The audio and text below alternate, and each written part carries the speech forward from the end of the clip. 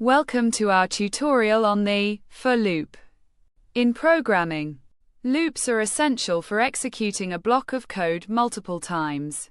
The for loop is particularly useful when you know beforehand how many times you want to iterate through a block of code.